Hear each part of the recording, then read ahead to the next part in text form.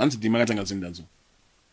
Yeah, tisatanga ZimDancehall. But ana wingi D ne team ninge lengo yana wingi D team hobo ninge dezela. Yes, NZimdancehall baba. Ya inzishi baba. Yeah, wingi to dance yete. Imwe yawo yotoro kujuma. Uzotanga ZimDancehall artist azitanga. What was the turning point? Turning point azukataugaza maridi mangane na Zimbabwean flavor. Kwacheka winki aiturwa masonga akafana na ndazovaona vane godo. Idimire nunzi silver screen.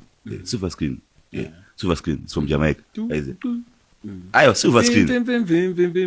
Yes. No way. Not okay. But it's silver screen. We get to pin adu ngamarindu ngalazi yayo.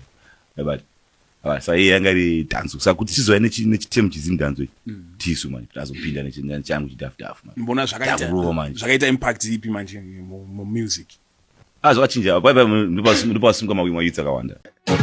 ZimDancehall no izakwa yakabva iwe levels. Iwe levels ka. Akoti levels umwa ngalizo dipisa zvako. Iwe ka iwe. ZimDancehall yakabva kure baba. Iona tsalo twakatanga mangoma 2018. Ava wapa zita rekuti ZimDancehall.